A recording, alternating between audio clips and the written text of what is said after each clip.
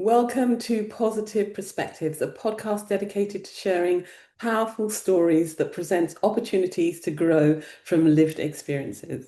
Each week, we speak to expert guests who bring lived experiences, meaningful lessons, or stories that spark some transformation and deep understanding.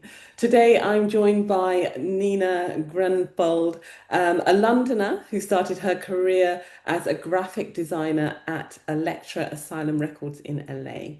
She then returned to the UK where she started a graphics company and she became an author of how-to and self-help books. Her first book, Spot Check: How to Cope with Household Stains, sold over 1 million copies globally. And Nina's first childcare book, Nanny Knows Best: How to Bring Up a Happy Child, inspired a six-part BBC television series. The last 20 years, Nina has been running Life Clubs, a coaching organization that focuses on practical workshops that helps individuals and organizations become happier and more productive. Welcome, Nina. Welcome. Thank you so much, Marie. It's just lovely seeing you. Seeing you on the screen. So, what an illustrious career you've had so far, such variety. Yeah, the variety is probably why I chose the song. I mean, I love change and I love difference and I love me. I've got a sort of skittish mind that wants to flip things all the time. I couldn't have a straight line career like my husband. So, tell us a little bit more about yourself and about what you're sharing today. You mentioned the song. You asked for something that sort of inspired me. Is that right? Was that the word you used? Yes. And this song came out when I was 16, and apparently it's based on something that Billy Preston, who was a great musician, sort of said at a party, and Stephen Stills overheard him and said, "Can I use that for a song?" And it's called it "If You Can't Be with the One You Love, Love the One You're With." It came out when I was 16, and at the age of 16, when most people are sort of flip-flopping friends, boyfriends, everything is changing all the time. And I absolutely love that. And it's been so helpful all my life. And it's just really helped me in a very simple way reframe whatever I was thinking.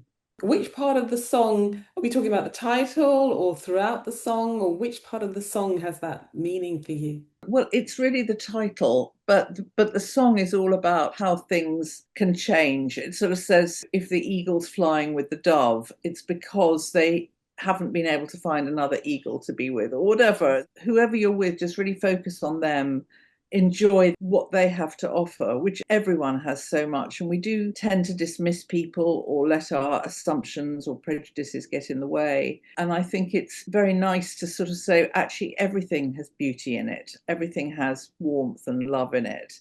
And it's up to you to just change your mindset about it. That's a great way to think about awareness of people around you, of yourself, acceptance and compromise. Would you say that Absolutely. that message is about that? Definitely acceptance. Well, we think we know what we want and we don't always. So just if you accept the situation you're in, if you accept the person you're with, if you try and find the best way of being with them, it won't even be a compromise anymore. It probably is a compromise, but it's just the word feels too passive. It could be an active thing. What is it about humans that we feel that the grass is greener? There's something more out there for us. I don't think there's anything wrong with striving for better things or moving forward in your life in any shape or form, but it's almost as like we're not contented where we are in the present moment. Yeah, I think that's really true. I mean, I think that's very much to do with our society, not necessarily the sort of British society. It strikes me always more with America. It's that very much like, I have to be the best. I think always the idea of striving leads to disappointment Hmm. because you can't always get what you want. You can't always be the best. Is it not enough just to love what's happening to you at that moment in time?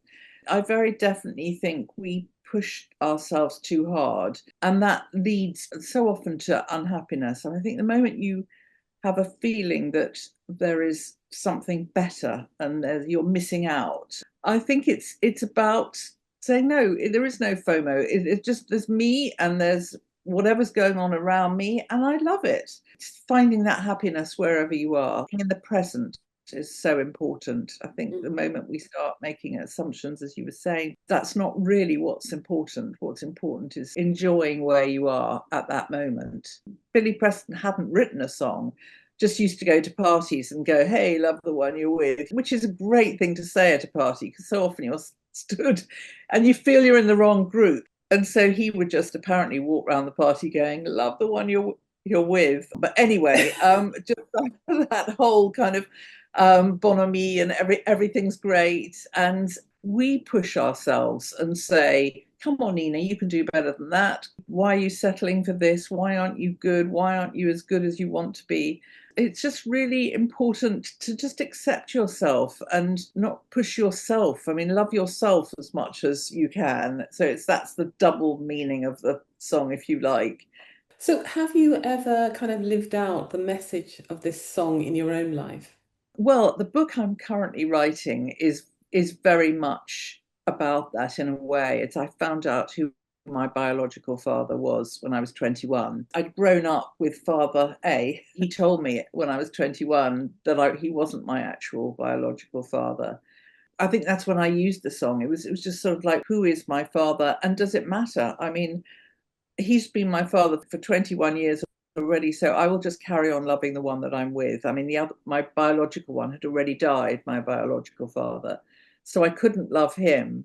It's just very important to be able to say, come on, put it all into context. You've been so lucky. You've had a guy who really has looked after you nicely, and just love him back the way you always have. Or even now, my daughter, who I adore. She lives in America and she's going back to America tomorrow. She's been with us for a week, 10 days. I'm feeling sad and I can tell that I just really don't want her to go. And yet, if I think about the song, and I will see how I can flip that sadness. I can't be with her, but I've got three others for a start, let alone friends that I can be with. So it's just always finding a new perspective, not being dragged down by what's wrong, but trying to find what's right. That's a great way to look at it. I love that when you were talking about looking at something in a different way, changing this perspective of something so that you see it more in a positive light than a negative. Going back to being the best or looking at others, we've got all social media. There's always someone that's doing something better, and we can compare. Another sort of expression that I use a lot, which came from my dad, which is comparisons are odious. And he always said that. And I think it's so key because, I mean, the only reason you compare is to beat yourself up because actually we're all different. And you each got something that you're bringing to the world. Don't compare. Comparisons are odious and love yourself. So that's what I try and do. It's not always as easy as it sounds, but that's what I try and do. And as you were talking, values came to mind.